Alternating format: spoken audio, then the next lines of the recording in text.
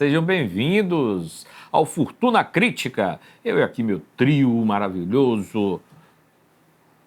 Aéreo, tudo bem com você? Tudo ótimo. Tá tudo tranquilo? Graças a Deus, sim. Para o nosso convidado hoje, você preparou aquele drink. Preparou aquele drink, né? Vamos lá, né? Entrevistamos hoje um dos maiores talentos da música baiana, um instrumentista, uma figura, vamos dizer assim, muito legal, né? Roda a vinheta!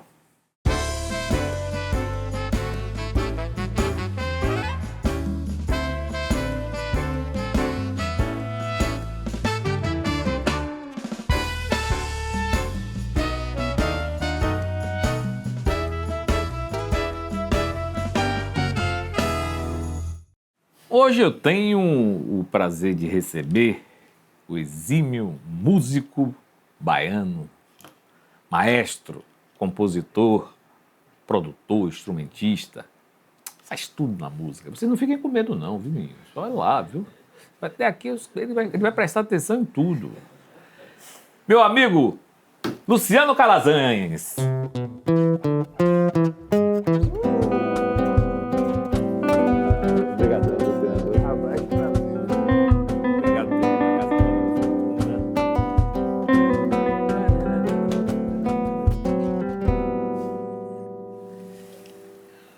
A banda parou de tocar, né? Ficou assim. Que beleza, esse trio aqui. Você tá mais novo, bicho. É mais novo? Você tá mais novo. Então, é uma coisa bem paradoxal, porque eu deixei essa barba crescer aqui. Não, mas tem alguma coisa. Eu acho que era o cabelo. Você tinha o cabelo maior da última vez que eu vi? Não, o cabelo tá menor. Mas sempre passei a máquina, mas assim, em compensação, a barba tá de... Eu não posso falar Abraham Lincoln, porque com essa cara de marroquino aqui, eu só posso ser Abraão. Abraão, meu. Abraão, né? Tá faltando um instrumento nessa banda aí, viu? Tá sentado aqui, ó. Querem plugar? A gente pluga, você vai ver aí. Que beleza isso aqui, tô adorando, viu? O Fortuna veio pra sua casa nova. Veio, não, e veio... Deixeira que venha para ficar, porque o planeta precisa de iniciativas como essa, né? Dessa coisa, dessa amálgama de cultura, de bate-papo, de música. Tudo o planeta está carente dessas coisas. É verdade. Família bem? A família bem, os meninos? Todo mundo bem. Nossa amiga Thaís Nadar. Pensei que ela vinha. Ela não veio não, porque ela está resolvendo outras coisas. Mas ela vai vir, sim, que eu vou convidá-la. As linhas suplementares da vida, né? As linhas suplementares. Então ela está lá resolvendo, mas Thaís é meu amor para sempre. Ali a parceira, né? A tampa da minha panela. É verdade. Mas me diga uma coisa, bebe o quê? Quer tomar o quê? Tem um negócio aí que parece que eu já soube que você gosta. É uma soda, como é? A soda italiana. Soda italiana. Traz aí, a Jota. A Jota e aí, a Jota. Tá animado? Tô animado. Que beleza. Vai arrasar? Vou agora. Você que manda, eu tô aqui pra servir. E você, meu amigo? Cheio de projetos, rapaz, tem até acabado sua carreira, sua vida aí, bicho, você é cheio de projetos, cheio de... Engraçado que teve um rapaz que falou, Fernando Guerreiro, falou assim, o homem dos projetos. Mas assim, na realidade nem tudo acontece, né? Mas assim, a inquietude, a coisa de estar sempre... A mente está sempre em ebulição, sempre fervendo, aliás, em calefação até. E também tem Thaís ao meu lado, que Thaís também tem essa ligada no 220, então nós dois em casa, assim, quando nós estamos dormindo, estamos criando. Sério? Quando não estamos trabalhando. Então, assim, a coisa da criação, em minha vida e na vida dela também, sempre foi muito profícua mesmo. Sem importar se vai resultar em alguma coisa, se vai dar, mas assim, a coisa do querer fazer, do querer, pelo menos do tentar realizar. Que negócio bonito é esse? Traz rapaz, aí, Jota. Mas Isso. menino, obrigado. Uau! Pai, Um brinde aqui a vocês, ó. Desculpa, licença. Nossa, minha... Gengibre, aqui, ó. Isso é... Soda italiana. Você vem de família de músico, né? Seu avô... Meu avô, Maestro... não, meu bisavô.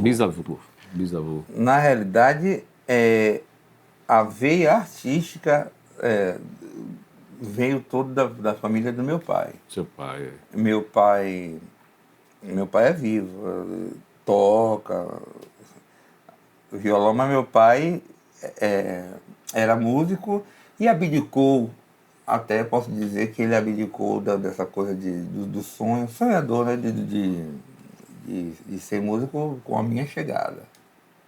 Porque até então ele era na década de 60, final da década de 60, começo da década de 70, ele era uma pessoa muito requisitada, tocava violão lá naquela quiosque de Janaína, que era frequentado no curioso que eu também fui trabalhando Chegou a tocar lá. de Janaína. Mas ele, naquela época, as pessoas abastadas da capital frequentavam lá e ele ficava lá com o violão, esperando as pessoas subirem, como uma espécie de karaokê. A pessoa subia e ele ia de ouvido. Mas aí eu nasci, eu sempre prestei atenção, muita atenção em meu pai. Aliás, ele estratosfericamente a primeira referência musical de instrumentista que eu tive na minha vida é meu pai. E aí, mas assim, anos depois que eu vim descobrir, minha avó, a mãe do meu pai, em leito de morte, me chamou de pai. Assim, falou assim, pai me chamando assim, e eu sem entender. Mas aí depois eu recebi a foto do meu avô, todo mundo fala, e realmente, eu pareço muito meu bisavô. Seu bisavô. Meu bisavô, o pai dela, que era o maestro Raul Grave. Aí eu vim saber, poxa, houve uma época da minha vida que eu sonhava muito com uma pessoa, toda vez que eu estava escrevendo alguma coisa, uma pessoa de preto falava, coloque isso, coloque aquilo. E eu ia no meio da noite, quando eu estava dormindo, eu acordava 4 da manhã, assim, de relance. Produção, cadê o bisavô? Assisti a foto aí, Olha ele aí, ó. Mas vocês conseguem coisa aí. Aí, parece bastante. Mas não parece mesmo? Parece bastante. Pois é. E ele foi do municipal, o maestro municipal. Eu não sabia disso. Eu fiquei até o nascimento da minha segunda filha sem saber dessa informação. Sério? Poxa, esconderam bastante. Eu vou contar essas e outras histórias em um livro que estou escrevendo. Se a gente vai chegar nele aqui, rapaz, a produção já... Você é conhecido pelo contrabaixo, mas também tocou flauta, doce, né? Flauta doce. O meu primeiro instrumento foi flauta doce. Flauta doce. Melódico. Primeiro instrumento melódico, porque por estar vendo meu pai tocando, e por ter uma mãe também que sempre ouviu a fina flor da MPB e também do brega e da Jovem Guarda, poxa, aquilo ali, mesmo assim, aquela coisa direcionada, faça isso como eu tento fazer com meus filhos, e veio assim, eu nem tenho jeito, talvez por causa desse lastro aí. Isso que eu ia lhe perguntar. Me perguntaram, fizeram uma pergunta uma vez, como foi que como foi a educação musical das minhas filhas, que eu tenho duas, né? Uma é a diretora de comunicação, aqui da Arroz, e a outra está fazendo medicina. E aí eu respondi da seguinte forma, eu disse o seguinte, olha, eu não parei de escutar. Como eu não parei de escutar, elas escutavam. E hoje elas conhecem, gostam e têm um estilo próprio, claro. Tem coisas que têm mais aderência nas idades, nas faixas etárias, mas elas não deixaram de conhecer hora nenhuma o que tinha de bom, o que eu gostava, o que permeava na música popular. Eu acho que é mais ou menos isso aí que você com essa família toda aí, seu pai tocando, sua mãe escutando músicas, isso é fantástico. E essa coisa assim,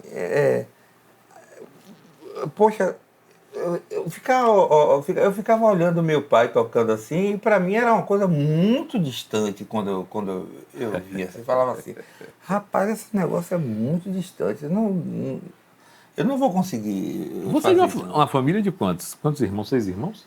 Rapaz, a família é grande, eu sou o mais velho. Você é o mais Eu velho? sou o mais velho de 5 irmãos. 5, né? É, 5 irmãos. Aí Você, todos tocam? Três. Eu comecei a ensinar as meninas, agora 4, mas três eu, meu irmão Cássio, que mora em São Paulo, o Adson, que também é historiador, e está terminando composição regência agora na Escola de Úrica. Nem é composição regência, agora é curso de composição, só, né? Composição. E tem Karine, que toca violão, e tem Jamila, que toca o violão, mas Karine canta e toca assim também. Não profissionalmente, mas tem tudo para ser. Aí ela, o recado fica a dica. 14 anos, esse senhor aqui tem o primeiro registro profissional.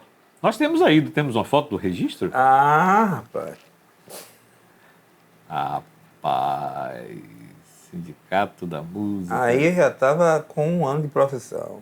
Essa foto aí foi de Lambi-Lambi. Lambi-Lambi. Lá na Piedade. Piedade sempre. O dono da banda, assim, Você ia tocar no carnaval, né? É. Você tirou pra tocar no carnaval.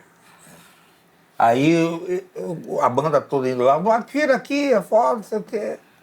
E eu sem entender nada o que estava acontecendo, aquela coisa toda do sindicato dos músicos ainda era ali nos Barris. Tinha descida ali. E a ordem dos músicos era no 2 de julho.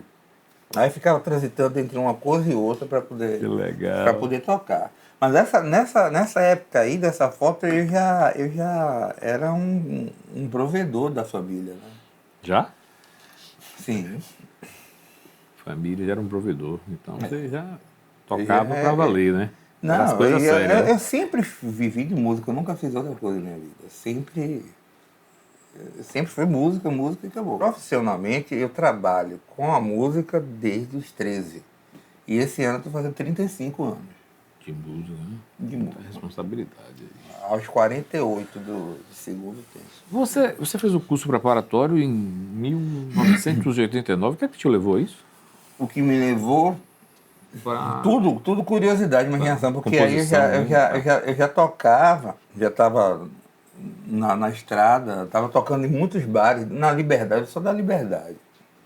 Então, a maioria dos bares que tinham lá que existiam, né, na época, tinha o Botequim, tinha o Ravioli, tinha a Visgueira do Gil, na entrada do Curuzu, e tinha o Preto Velho, que depois se transformou na Visgueira do Moza, e que hoje eu soube que é uma casa de show que tem lá no bairro Guarani. Eu tô falando, quem é da Liberdade tá sabendo do que eu tô falando. Eu amo esse lugar. Mas assim, quando eu vi, uma vez eu estava com um amigo, Marcelo Saraiva, outro dia eu falei com ele por telefone, depois de quase 30 anos sem falar com ele. Falei com ele estava em São Paulo. Aí, Marcelo, sei o que, eu falo de você em todas as entrevistas. Falei, Marcelo tinha um livro, ele falava, tô na EMAC, estou estudando na EMAC. E ele tinha um livro, ele começava a me mostrar as figurinhas assim, de figura rítmica. Aí a coisa desenhada, eu via um ritmo, só uma figura, uma cocheia, e falava, que nota é essa? Eu achava que ali já era uma nota. Mas na realidade ninguém sabia também explicar que nota, ninguém me falava, isso aqui não existe nota não, porque para ter uma nota aí precisa ter uma clave. Sim. Então, aí veio a curiosidade, ele tinha um compêndio de teoria elementar de Oswaldo Lacerda. Então, assim, eu levei esse negócio para casa, lá com meus 12 para 13 anos. Enfim, eu aprendi a coisa da leitura, do solfejo, do ritmo, sozinho. Então, eu levava isso para a escola fundamental, ficava... E ainda tentava passar a todos os meus amigos. Aí eu soube que tinha o teste, que tinha um teste que era nessa época era um teste rigoroso, inclusive. Sim. E aí eu fiz o teste, a professora Maria das Graças chegou para mim e falou, você começou a tocar os acordes e aí eu fui escrevendo, aí eu ia também dizendo, né, tal, sétima maior, eu vou falar os intervalos. Aí você tem ouvido absoluta, aí na hora, como eu era hipocondríaco, eu falei assim, isso tem cura? Rapaz, assim, eu fiquei assim, vem cá, o que é que eu vou fazer agora? Aí ela explicou a coisa da frequência, de saber que e aí... Cura não, deixa aí. Já entrei no curso lá, porque nessa época tinha pré-leme. O leme já é uma coisa do curso superior. Sim. E nesse curso de extensão, que é uma coisa muito bonita da UFBA, né? Tinha o pré-leme, tinha o curso de composição, tinha regência, tinha piano, eu estudei. Aí eu aproveitei, né? Estudei 6 meses de violino, não foi. Estudei 6 meses de violoncelo com Marco Lourenço, também não foi. Eu sei que eu entrei já no curso de composição, no básico 2, assim, básico 1, básico 2, básico 3 e básico 4. E aí eu entrei já no básico 2, assim, composição 2, leme 2, porque eu já tinha adquirido um certo conhecimento. Mas dando um salto, chegamos a 80 e 90, você vai para a Banda Reflexo. 91. Então, assim, até chegar na Banda Reflexo foi um caminho muito louco, de muita estrada, de muita batalha, de muita noite perdida, cara. Casquinha de siri. Casquinha de siri. Eu comprei o meu primeiro baixo. Eu entrei no Casquinha de siri e não tinha instrumento. Então, assim, eu comprei o meu primeiro baixo, graças a... Eu tenho que agradecer aqui ao convite que os caras, que Crispim e Mix fizeram, foram fazer a minha mãe, que tudo tinha que falar com minha mãe para dar autorização. Aí minha mãe... Aí mamãe falava, mas ele vai sozinho, mas vai voltar com quem? A gente traz aí, porque terminava, a coisa era a seguinte, a gente começava a tocar 11 da noite, dava uma pausa de 15 minutos às 2 da manhã e seguia tocando até às 5, às vezes até 6. Então, assim, baile. E baile ainda... Eu gostaria muito que existisse o baile como existia, assim, porque para mim foi a melhor escola. E a melhor escola da vida é a própria vida. E para a música não tem escola melhor do que você ter por obrigação mesmo que transitar por todos os gêneros, incluindo o que você não gosta de tocar. Aí é que está o charme da coisa, assim, porque para você até discordar de certos gêneros, você falar, não curto não, você tem que conhecer. A gente não pode falar que não gosta de uma coisa que a gente não conhece. Por comida, né? Uma informação. Não gosto, superfície. Isso. É a mesma coisa. A gente não pode falar. Então, assim, aí eu pego uma coisa assim de que vai de Chitãozinho e Chororó, que na época eu não curtia, mas hoje eu curto, certo? Na época eu não curtia. E de Chitãozinho e Chororó a Tony Bennett, passando por Frank Sinatra. Nossa. Aí vai para o clássico do cinema, aí toca Renato Seis Blue Cap. Todo esse aparato musical, e a gente tocando lá. E isso serviu muito posteriormente, não só para a minha função de líder que eu tive na maioria dos trabalhos que eu participei, mas também como como uma espécie de veículo para facilitar não só a minha vida, como a vida de todo mundo. As pessoas falarem Ré maior, e aí eu sabia até que música era, sabe, por ter convivido com essa amálgama de som. Isso foi no Caixinha de Siri, mas antes disso, tinha também as bandas de interior que eu toquei, que eu viajava. Aqui, o trio aqui é quem tocava no Casquinha. Era? Eu toquei no Lagoa Mar. Lagoa Mar, mas aí Lagoa Mar já é uma coisa mais depois. Mas na época que eu tocava no Lagoa Mar, ainda tinha o Casquinha. Tinha um Casquinha, Já não mas tinha mais, não era a pegada do baile. Não era a pegada do baile, Não mas era até mais. porque... Era uma banda de pagode. É. Eu era numa banda de pagode também, só que no o Lagoa Mar e o Casquinha era tipo um rixa não, mas concorrentes Eu não... do mercado. Nessa points, época. né? Era seu Milton, o dono do Casquinha, e o dono do Bambara. Seu Milton parecia até Silvio Santos, assim, não tinha uma coisa pegada de Silvio Santos. Aí ele... Mas o Casquinha a banda era Santa Rosa. Santa Rosa. Santa Rosa. E essa banda era muito conhecida. Era conhecida como uma das melhores bandas baile, assim. Mas me fala da banda Reflexos. Agora, você chegou na banda Reflexos, aí já estava com... Depois você tocou num ponto aí que eu vou provocar, liderança.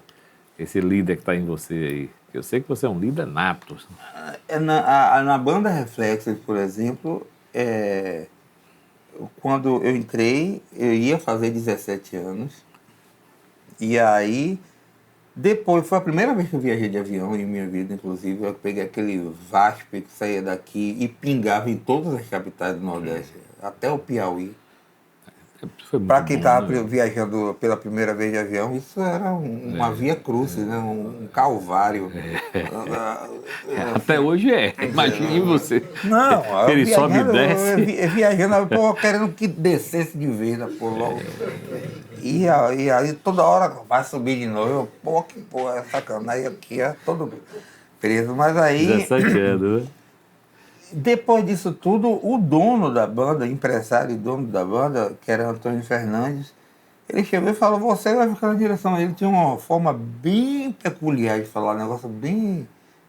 os olhos dele iam para cima, assim, e ele coçava o cavanhaque. Luciano, você vai ser... Eu vou botar você como diretor musical da banda. E tinha um fundamento também. Ele já sabia que eu estudioso, eu conhecia a parte teórica também, e queria provocar também, queria que eu provocasse os demais da banda a entrar nessa também. Então, o que é que eu fiz? Fui começar a ficar escrevendo coisa pro povo lá tocar. E aí, não, então vai aprender. Mas ninguém aprendeu, mas assim, eu sempre tive essa paixão. Se for 17 anos, você estava na banda Reflexo, como diretor. 21, Margarete. Bom, Margarete, aí eu já conheci Margarete com a banda Reflexo. Com a banda. E aí Nestor Madri, que me viu tocando, e Nestor falou de mim para Margarete. Da banda Reflexo eu fui gravar também uma faixa chamada Atlântida, que podem ouvir, tá aí. Que essa faixa que foi a mola propulsora, porque Rangel viu, né? Rangel estava lá, e Nestor já tinha visto, já tinha falado para Margarete. Aí depois Rangel ouviu e me convidou para ficar frequentando a casa.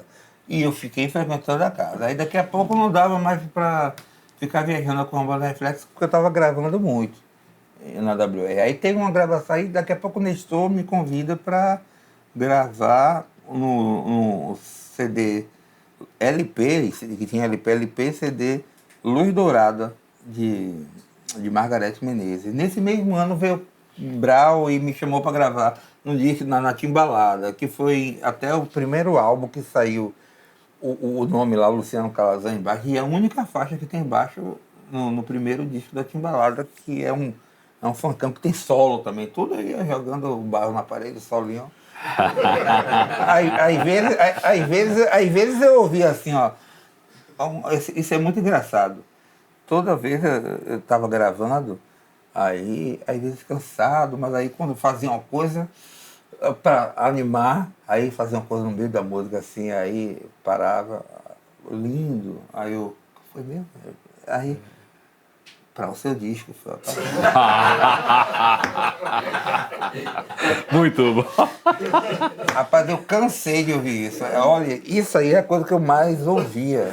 Deixa para o seu. Não, andava, rapaz, tava gravando, aí Que sempre figura. mandava alguma coisa, aí tava a música, não pare de tocar, o técnico aqui, não pare de tocar fita, né, no negócio de Pro Tools aí, não pare de tocar, é fade out, não pare de tocar, aí eu já sabia que era fade out, aí eu vou deixar a assinatura aqui,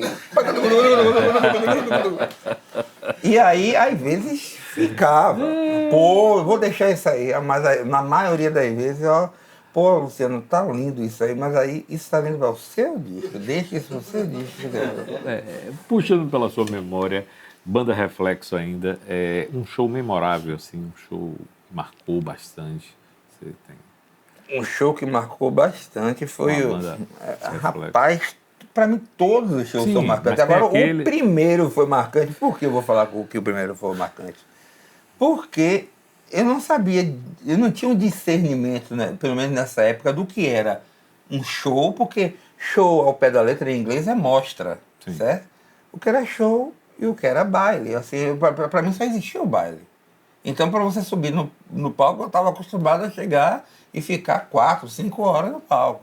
Então, quando o primeiro show, a gente desceu, aquele fã pra caramba lá no aeroporto de Teresina, e também no parque de exposição, gente, 15 mil, 20 mil pessoas. Aí, a gente tocando naquela coisa, quando daqui a pouco, 1h30 acabou, aí eu fiquei no palco, assim, todo mundo saiu do palco. Aí eu fiquei assim, Não vai olhando. ter mais, não? Pô, é assim mesmo, perguntando. Segundo já- tempo? Não, pô, do jeito que eu tava ali, me recordo bem, eu faria 20 shows daquele. Ai, imagina. Assim, se tivesse outra cidade para fazer, eu faria 20 daquele na mesma noite. Então, aí teve outro show com a Reflexo que é marcante. E esse está registrado, muita gente fica mandando para mim pelo Instagram, que é no Bem Brasil, lá em São Paulo, o programa Bem Brasil. Eu lembro. Tem um registro ali. Ali foi porque com Reflexo eu fiquei. O Bem Brasil era ali no... Não, em São Paulo. Eu sei, sim. Na cidade universitária. Na cidade universitária, que todo domingo tinha, domingo... Rapaz, é maravilhoso, maravilhoso. E aqueles caras, assim, quando eu entrei na banda Reflexos, eles me chamavam do CDF da banda, né? E eu era todo engomadinho, usava camisa por dentro, assim, todo... Daqui a pouco os caras me fizeram criar cabelo e rasgar calça, assim. Aí o cara... Mas esse Bem Brasil foi muito bacana e tem registros dele aí. Foi muito massa e muita gente viu também. Chamou muita atenção. Assim, Eu lembro que era aos domingos. Eu lembro até quando a Daniela foi, né? Que a Daniela tocou. Rapaz, todo mundo foi nesse... O curioso... Eu vi outro O curioso é que eu eu fiquei morando em São Paulo, com a Reflexo, 6 meses lá. Porque Morando lá, em São Paulo? morando, Eu fiquei lá por quê? Porque lá era a ponte para fazer todos os programas de televisão. Sim. Tinha Faustão, que estava começando ainda o Faustão. Tinha o Clube do Bolinha. Sim. Tinha o Milkshake, que era apresentado por Angélica. Tinha Mara Maravilha.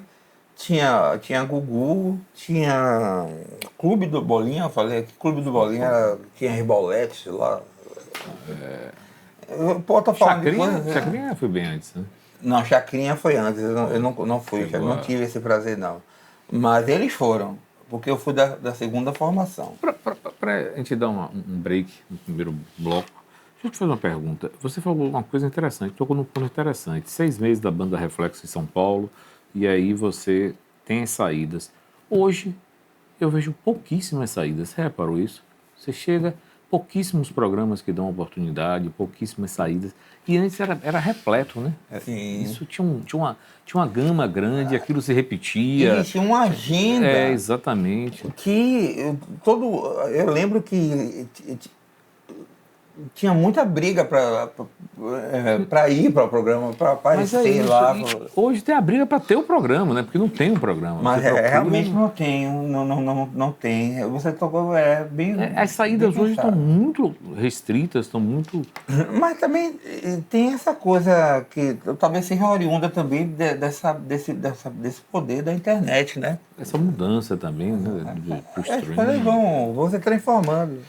Bem, a gente vai dar um intervalozinho, daqui a pouco a gente volta e continua esse papo com essa figura maravilhosa que é Luciano Calazans.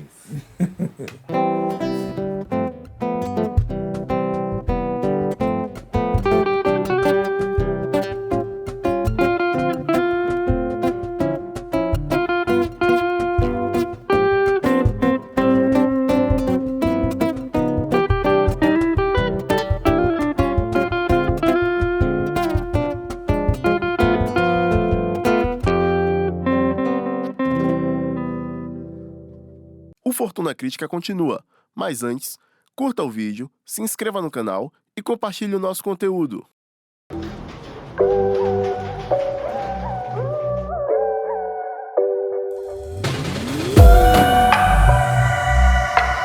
Inaugurada em 2018, a Arrojal Sá é uma produtora baiana, com sede em Salvador e filial em São Paulo. A Arroz tem um olhar único para a produção musical, audiovisual e de conteúdo digital. Antenada com as principais tendências, realiza projetos que vão de álbuns, shows, podcasts, clipes musicais, vídeos, até o gerenciamento de carreira artística e outros. Sofisticação, criatividade e cuidado são as marcas da Arrojal Sá, entregando produtos e serviços com qualidade ímpar. Saiba mais sobre a produtora nas mídias sociais.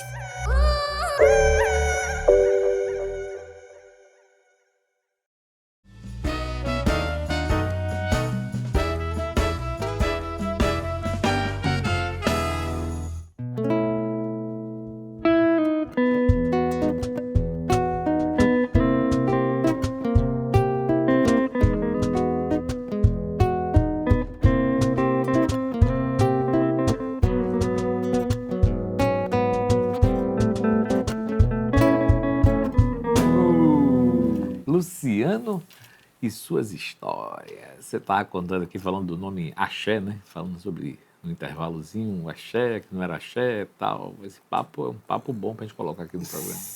Não, é uma coisa, é uma curiosidade, que nessas andanças, quando eu saí de Salvador e comecei a passear pelo Brasil mesmo, porque foi assim, a coisa foi proporcional. Primeiro foi pelo interior da Bahia, fazendo baile. Aí depois já com a banda Reflexo, show. Interior da Bahia, já tinha micareta nessa época? Já tinha, você fazia... Aliás, era o que tinha. Era o que tinha, né? Não existia carnaval fora de época. Era O carnaval fora de época era micareta. Era isso. Micareta de feira, micareta de Conceição do Coité, micareta de Itajuípe, de Itacaré, de Itapetinga, de Vitória da Conquista, de Irecê, de Camaçari. É verdade. Cara, era muita micareta que tinha. E esse modelo foi com o boom da Axé Music, né? Essa terminologia, isso que eu estou falando. É curioso porque a época que eu estava em São Paulo com A Reflexo? a banda Reflexo, 6 meses que nós passamos lá, tinha os shows que nós fazíamos e outras bandas, outros expoentes da agora Axé Music, eles não iam, a gente não recebia essa alcunha de Axé Music. Era a música da Bahia, música baiana. Então, aí essa coisa veio, aí eu vi isso em 92, eu estava em São Paulo, né? Em 92 eu vi aquele show que Daniela fez, esplendoroso. No MASP? É isso, transmitido pela Globo, foi um super especial. Aí que realmente veio, de repente, quando eu voltei para a Bahia, quando eu cheguei aqui, já estava rolando essa onda de... é axé. Na primeira temporada do Fortuna, eu entrevistei uma figura que você deve conhecer bastante, Ricardo Chaves. E aí a gente conversou bastante sobre o axé, ele falando, o carnaval... Ricardo, eu estava com figuraça. ele ontem. Carinhoso, carismático. Ricardo é meu guru, cara. O Ricardo é uma das pessoas mais importantes. Eu posso colocar ele assim, na minha jornada, uma das pessoas mais importantes. Eu conto nos dedos da mão. Assim, se eu tenho... Ele é uma pessoa que está aqui, que eu posso dizer que ele é meu amigo. O Ricardo, conversamos bastante, ele contou a história do próprio carnaval, um pouco do declínio do carnaval lá na Barra, em todo o circuito, né? Aquela coisa da imprensa. Ele relata lá no programa. Essa sua parceria com ele começou tem quantos anos? Rapaz, começou em 97, na realidade. Eu levei ele para Conceição do Coité. Eu sou patrono da Academia de Música do Sertão. Eu sei. Aí tem uma orquestra, tem um projeto muito lindo lá, de quase 15 anos. Vou mostrar aqui daqui a pouco. E eu levei Ricardo lá. E nós fomos conversando. Quando eu fiz uma surpresa, escrevi o bicho para a orquestra, certo? Escrevi um arranjo assim para ele. Era para ter sido surpresa, mas o menino deu spoiler lá, mostrou o bicho. Eu fiquei. E Ricardo é muito ligado em tudo aí. Já estou vendo ali. Mas daí teve outro também, Desejo, que foi o terceiro arranjo que eu escrevi para essa canção dele, chamada Desejo, música linda que os meninos executaram lá. E aí a gente ele começou a falar, foi um negócio de emoção, né? Ele ficou emocionado, também falou, esse cara, ele falando de mim, esse cara, eu já conhecia ele, aí em 97 eu recebi um telefonema para ir gravar o álbum de Ricardo. Eu não sabia, geralmente, quando eu recebi esse telefonema, eu estava em um posto de gasolina, ali no Vale do Nazaré. Aí o telefone celular, daquele tijolão, PT 550. Bom de guardar, né? E não tinha Bina, também, não tinha, você recebia. Aí eu estava no posto lá, tomando uma cerveja, aí vinha para a WR agora. Era assim que acontecia, não tinha a hora. Chama médico. Emergência. Emergência. Vinha para a WR agora, tá. Aí eu fui. Na maioria das vezes eu não sabia o que ia encontrar. Ninguém falava, eu só falava assim, venha para cá.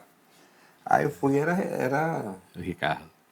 E a primeira música que eu gravei 6 faixas. A primeira música que eu gravei foi no álbum Jogo de Cena, foi Namoro, foi uma regravação de Namoro de uma música que tinha sido gravada em 89 e que me trazia à memória. Eu amava quando essa música tocava, essa música Namoro, que é uma canção de Rudá Monteiro, linda, é uma das músicas mais lindas compostas aqui, é linda. E eu ouvia na rádio, eu ia correndo para ouvir. E aí quando eu fui gravar, era uma regravação de Namoro. Aí gravei essa, e aí tive espaço para fazer solo de fretless. O fretless não estava lá na Pituba, e Ricardo foi gentilmente buscar um Lorde, ele sempre foi um Lorde. Então, começou aí, depois nos reencontramos já na banda dele. E depois de um tempo, eu estou sintetizando aqui, porque se eu for falar, imagina. É muita informação. Depois de um certo tempo, Ricardo também deixou o trabalho dele, confiou a direção musical do trabalho dele.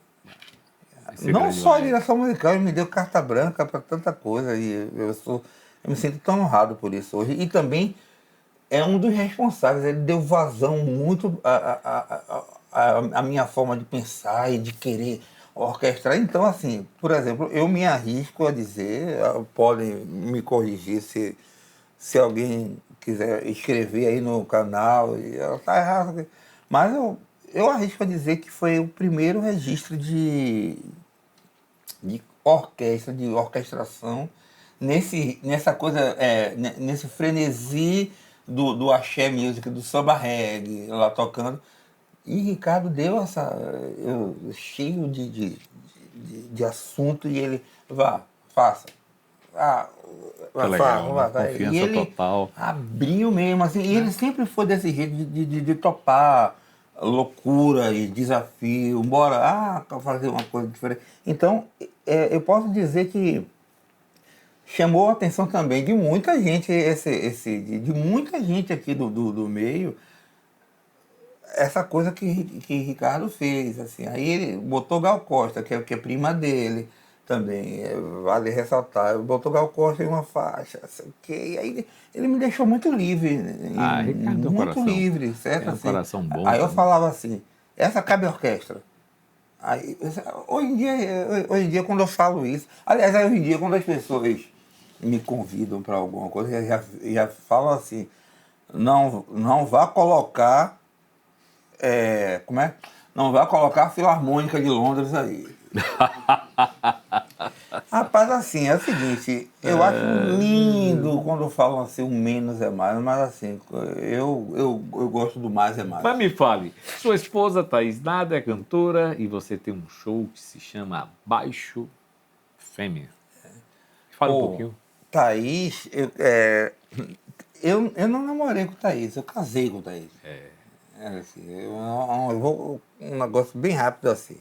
Eu conheci Thaís em um restaurante da cidade. Fomos apresentados e eu vi aqueles olhinhos assim, imantados, assim, caidinhos assim. Eu falei, tá triste. Aí enfim, um dia eu pedi a ela para namorar, depois de alguns meses de conversa, a moda antiga, ajoelhada, e você quer namorar comigo? Aí ela falou, se você não gostar do seu beijo, eu falei, você vai gostar. Caramba. Tenha certeza. Você vai gostar. Se é isso... Não, ela falou, você se acha, hein? Aí eu falei, não, eu me tenho certeza. Certificado ISO 9000. Né? Mas aí, então...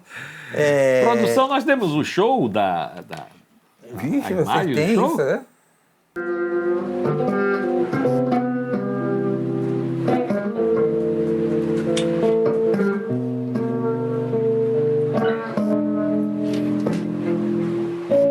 Avassaladora senta no seu colo, lambe o pescoço, morde a orelha, enfia a língua por entre seus dentes, tomando toda a sua boca.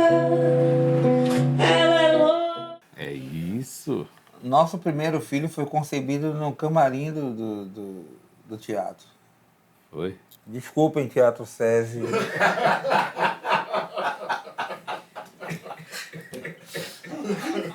Mas eu tenho umas idiosincrasias que Thaís, graças a ela, Thaís é uma pessoa que tinha que aparecer em minha vida e acho que eu na dela também. Porque Qual foi o teatro? Teatro. Teatro SESI. Olá. Mas assim, eu sempre tive muitas manias. E aí quando Thaís falou assim, pô, eu não gostava de namorar, de tocar, por exemplo. Não gostaria de namorar antes? Eu gosto de sexo antes não, disso não. Aí deixa de besteira, tá sei o quê. Aí, pimba, aí não tem mais isso comigo. Mas Thaís é além de ser uma compositora, temos algumas parcerias, além das nossas trias, nós temos algumas parcerias. A primeira eu cheguei para ela assim ela ganhou o prêmio de melhor intérprete no Festival da Rádio Educadora, com essa canção que é parceria nossa. Aí eu lembro que eu cheguei com um pavonismo, assim, e escrevi uma música, fiz uma música assim, aí mostrei a partitura para ela. Olha o que é que eu fiz aqui, vai botar uma letra. Aí ela, coisa chata danada. Daqui a pouco ela veio, cante aí, como é a música? Aí eu comecei a tocar e ela gravou, e ela colocou uma letra linda. E ganhou. A música é bem jobiniana, a música, cestinha de maior, menor, mas... A Thaís Produção vai ser convidada nossa aqui, viu? Já fica aqui o convite que eu Oh, quero que entrevistar a beleza. Thaís. Ela tem muita história. Ah, sim. Muita história. Me diz aí, Davi Moraes, Saulo Fernandes, projeto, Cezinha também. tem Cezinha, né? É isso, Cezinha. Aí é o som do sim. É o sim. Som do sim. Som do sim. Som do sim. Rapaz, isso... Tem vídeo aí, produção? Desse som do sim? Rapaz, Se tiver, solta aí. Afro Jackson, já o pandeiro bateu. Ai, ai, ai. Afro Jackson, som, Príncipe Benzel. Temperou, mandiga bebê, quero ver. Você entra na onda também. Já chegou, trazendo o bem, quero ver. Irmão, você na palma também. Temperou, mandiga bebê, quero ver. Pô, a introdução dessa música é interessante, que foi inspirada no pam-param, pam-param, do celular. Pam-param. Ah, tá. Da Chamada chamada, Nokia. é. Pam-param, Então me pam-param. conte aí. Não, aí Som do sim. isso Davi Moraes, eu fui durante a pandemia, eu fui convidado para fazer uma produção e os arranjos do empresário, pelo empresário e cantor também, compositor da banda Melim, Delão Garcia. Delão, te amo, viu? Aí Delão, eu fui gravar, ele me deixou também livre. Aí, como foi logo na época que abriu, em 2020, que os aeroportos abriram, eu fui mumificado pra lá, né? Aquela coisa Fui ao Rio e o Delão deixou comigo a incumbência, falou assim, você quer gravar com quem? Aí eu chamei os amigos, chamei Marcelo Martins, chamei Gessé Sadoc, só fera, Fernando Caneca, Cezinha. E aí eu liguei para Davi. Aí Davi tinha perdido o pai, né, cara? Tinha perdido, Moraes tinha falecido, logo depois ele perderia a mãe. Então ele não estava, liguei para ele não estava saindo de casa. Aí quando eu voltei, teve outro projeto aqui em Salvador, que foi o Ijexá Canto de Cantar. Que esse álbum, inclusive, foi muito bem falado, só de Ijexá. 2 compositores, um Lorival Vieira, que é advogado e iogando Ilê Shell por Afojá, e outro você deve conhecer, que é Rodrigo Moraes, que é uma sumidade no que tange direito autoral. Sumidade não, bem conhecida. Então eles também me deram carta branca para curar, né? Fazer a curadoria do álbum e escrever os arranjos, fazer produção, não sei o quê. E aí eu chamei Davi foi um desses convidados. Liguei para ele, aí ele veio, nos encontramos. E quando ele veio, ele já tinha visto um arranjo que eu fiz para Gritos de Guerra, de Moraes. Ele falou, temos que gravar isso, irmão. Aí quando ele voltou para o Rio, vinha para cá para a gente gravar. Nós gravamos, Cezinha estava gravando bateria, eu fui lá, gravei o baixo e regi a parte dos sopros. E aí, vamos gravar outra, ele já estava com a música no aeroporto, aí se tornou uma parceria nossa com mais Samir Trindade e Guto Virte, que foi Essa é para Viver. Quando eu cheguei, saí do aeroporto, vim para Salvador. Esse projeto seria uma coisa nossa, Davi Moraes, Luciano Calazans, Davi Moraes. Mas aí, quando o Saulo viu, eu estava meio afastado de Saulo. O Saulo é um irmão, é outra pessoa que está aqui nos meus dedos. Aqui. Saulo. É meu irmão de outra mãe. Aí Saulo, ou eu falei com ele, quase todos os dias a gente fala. Aí Saulo, a gente tava um tempão, todo mundo naquela coisa. Aí quando Saulo ouviu a gravação de Grito de Guerra, aí ele falou assim, eu quero cantar. Aí pronto, rolou um insight da gente montar uma banda. Agora, resumo da ópera, a banda foi montada, nós fizemos, tem um disco todo já gravado, não mixado, mas está tudo gravado. Lançamos 5 músicas, mas assim, só falta ainda para carimbar mesmo a banda um show com todos a ver, porque até agora nós só nos encontramos em estúdio. Uma parte, Saulo morando na Califórnia, então ele gravou algumas músicas agora aqui quando ele esteve aqui ano passado, mas assim, tá aí, som do sim, cara. Poxa, rapaz, essa música aí, essa Afro Jackson, tem uma história danada, ela, viu? É? Mas não, que eles mandaram assim uma coisa uma música pequenininha, uma coisa assim, não tem nada, assim, bem pequenininha. Aí Saulo falou comigo, pô, Azul, ele me chama de Azul. Né? É isso, é que eu vi aqui. Maestro Azul? É. Esse apelido Apelidou esse de Maestro? foi Saulo, né? Foi Mas, Saulo. mas já tem tempo isso. Mas ele fez isso porque ele falou que tudo que eu escrevo ou é celestial ou é do mar. Aí, você é todo celestial, você é do mar, você é do oceano. Você é azul, o maestro azul. E começou e todo mundo começou a me chamar de... Calazans é patrono da orquestra Santo Antônio. É a Academia de Música do Sertão, que tem a orquestra Santo Antônio, tem o som do Cisal. Do Coité, né? Tem a orquestra cisaleira. O pessoal me elegeu. O nosso querido Tapioca, você vai conhecer agora, ele preparou uma pequena matéria para falarmos sobre um lindo trabalho que você faz. Tapioca, você está por onde, Tapioca? Apareça pra gente aí, Luiz. Tapioca. Como é que você está? Olá, Luciano, tudo bem? Olá! Tapis, Olá. como é que foi a cirurgia? Tudo Olha tranquilo? pra lá ou pra cá? Fica à vontade. Me fatiaram, Luiz, me fatiaram. Não pode. 3 mas... cortes. 3? 3 cortes. Mas eu posso dizer que os cortes foram cirúrgicos. Foram cirúrgicos. Mas diga aí, o que você tem para o nosso convidado? Eu tenho uma matéria aqui por Fortuna Crítica chamada Tapioca News, onde vamos falar sobre a OSA, Orquestra Santo Antônio, e que o nosso convidado, Luciano, é patrono. Querem assistir? Sim, Por favor. por favor.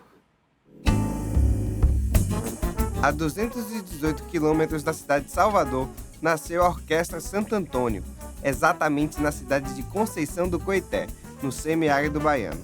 Em 2022, a orquestra comemorou 15 anos de sua fundação, formada por jovens que têm no currículo várias apresentações pelo Brasil e pelo mundo. A orquestra chama atenção por sua criatividade e alegria. No repertório estão diversas composições de autores de música de concerto da música popular brasileira, além de músicas autorais. Luciano Calazans é patrono da OSA e atua para promover o ensino e a prática da música, trabalhando em projetos e apresentações do grupo.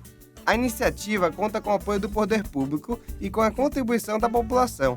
Assim, a Orquestra Santo Antônio leva música, educação e arte para quem mais precisa. E é isso aí, Luiz. Esse foi o Tapioca News de hoje. Espero que vocês tenham gostado. Até a próxima. Obrigado, Tapioca. Eu tava com saudade de você. Meu amigo, você tá com uma elegância aí. Apresente esse look aí, rapaz. Puxa, eu posso dizer, Luiz, que é um upgrade, sabe? Porque Blazer me cai bem. Você tá igual o William Bonner, pô. Amei, viu? Rapaz. Amei a matéria aí, cara. Ó, essa matéria, produção, depois bota no pendrive pro Luciano. Amei, cara. Que maravilha. E esse ano você lançou uma música... Pergunta Pergunta sem sem resposta. resposta. Rapaz, Pergunta sem resposta. é o seguinte, quando Diga eu aí. compus essa música, eu estava cheio, realmente, literalmente cheio de perguntas sem resposta. Inclusive, que título ia dar essa música? Então o título foi Pergunta Sem Resposta. Não tinha um título melhor, né? Então, assim, Mas já conseguiram as respostas de algumas respostas? Já, pô. Ó, veja bem, aí eu peguei Covid, né? Só que eu peguei Covid e não soube que peguei porque eu não tive sintoma nenhum. Zero. Nada. Tinha tomado as vacinas? Não, eu tinha tomado a vacina, mas aí, quando eu fui com o pai, o meu sogro, com o pai de Thaís, assim, num tempero tropical, e que tem comida, não sei se você conhece, lá não conhece o tempero tropical? Não. Tem que conhecer.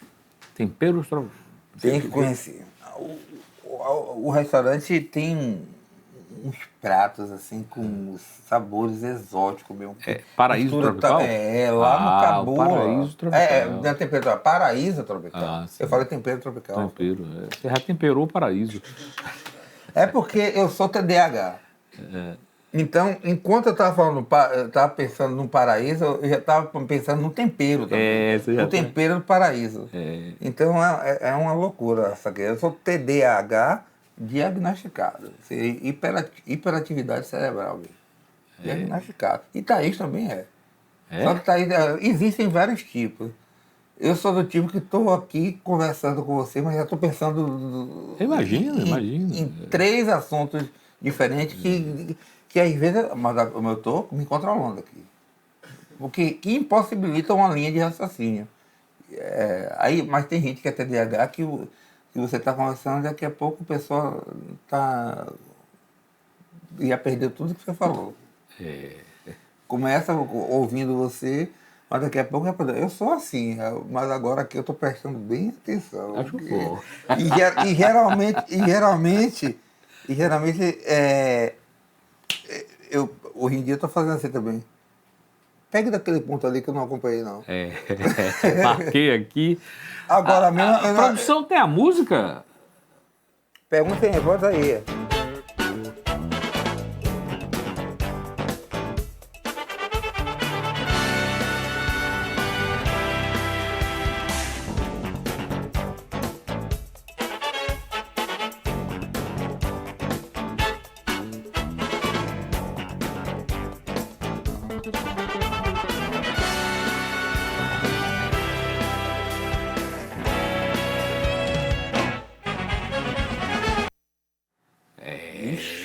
Você é um fera, viu?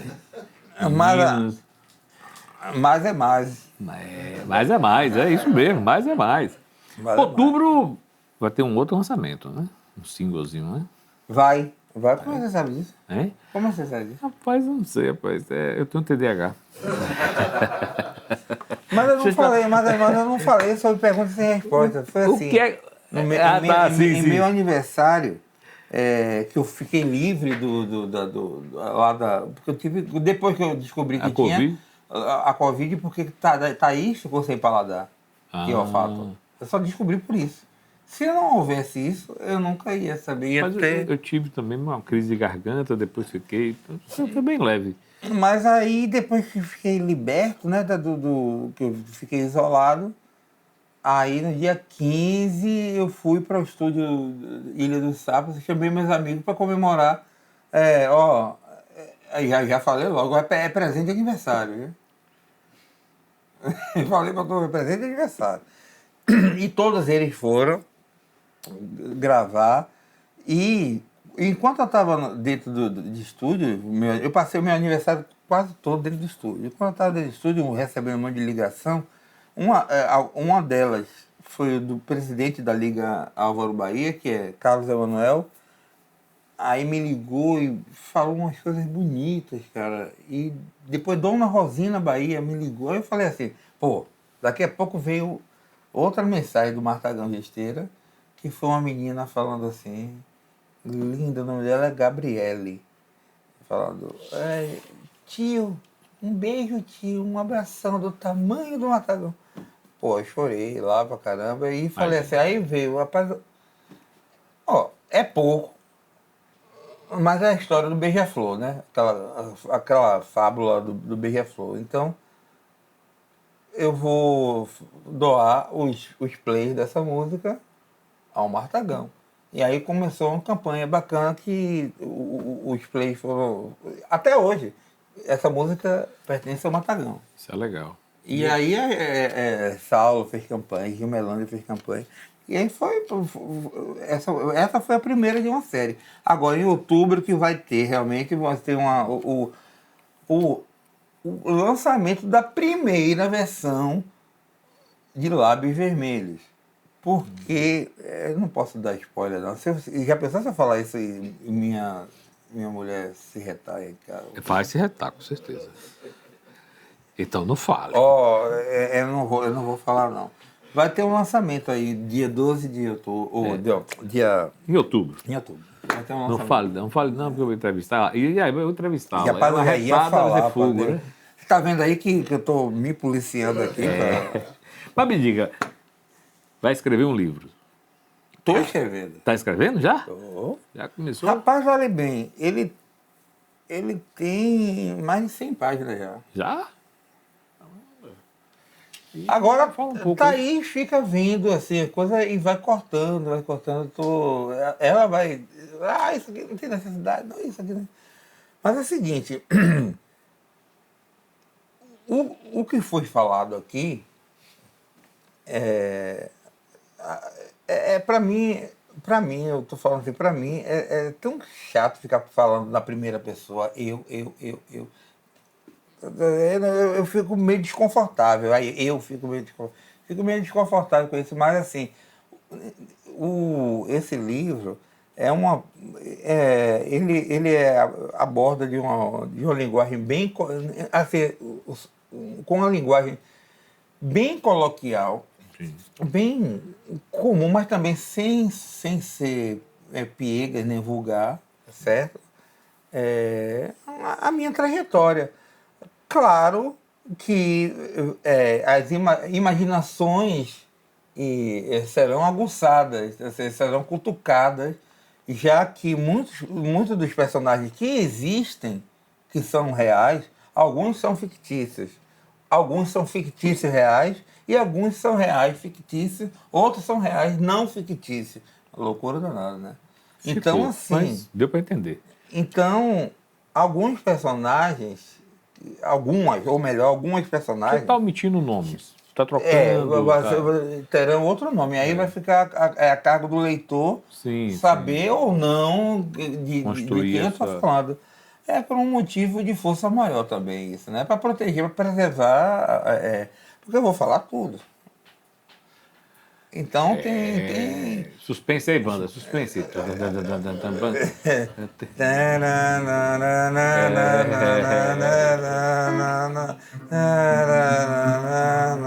É isso. Então, tem um título do livro. Aliás, se houver editoras assistindo esse programa, estou aberto aqui. O livro é muito interessante, cara. Muito interessante. Não é porque... eu vou provar para vocês que eu não sou só um rostinho bonito, um corpinho sarado e bronzeado, não. Como é o negócio? Essa eu não peguei, não. Tá vendo? TDAH também. Eu vou provar para a editora que estiver assistindo aí. Sim. E se interessar por esse livro, que é um livro que conta a minha trajetória da Liberdade, indo para Piripiri, para leste de Piripiri, depois passando por Nazaré, depois vindo tudo, sexo, droga e rock and roll, bossa nova, tudo tá lá no bebop, tá tudo lá. Tá tudo lá. Olha, assim, eu tenho certeza que o público vai conhecer um pouco depois dessa entrevista, um pouco mais, né, do nosso amigo Luciano Calazans. Luciano, muito obrigado por conversar com você. Eu não sei, é sempre gratificante. Toda vez que eu encontro com você, eu me divirto, eu gosto, é um carinho, você emana uma tranquilidade. Eu não sei se é azul, pode ser verde, amarela, mas é aquela coisa bem legal conversar contigo. Muito obrigado por ter prestigiado Fortuna. E espero que breve a gente volte a conversar aqui sobre os seus lançamentos novos. Luiz, essa coisa aqui, essa iniciativa, Eu amei. Pô, eu quero voltar aqui, quero voltar a com casa é um instrumento. Quem sabe com uma mini orquestra aqui, né? Para voltar logo tudo e dizer assim, ó, acabou a pandemia mesmo, bora aglomerar esse negócio. Mini orquestra dá, né? Eu acho que dá. Dá. De voltar aqui, Pode fazer num estúdio maior, né? trazer a OSA aqui e colocar. Eu Produção vai quero. mudar disso Poxa, aí. parabéns, cara. Parabéns que a gente precisa. Como eu falei no começo, o planeta está precisando disso, cara. Que bom. O planeta, a vida está precisando disso. Então, Gostoso, né? Bom, né, pô? isso aqui é um acréscimo, uma vida. Eu vou recomendar a todo mundo, pode ter certeza disso. Eu tenho certeza. Hoje o Fortuna Crítica contou com Luciano Calazans, essa figura maravilhosa, esses casos maravilhosos. Até o próximo Fortuna.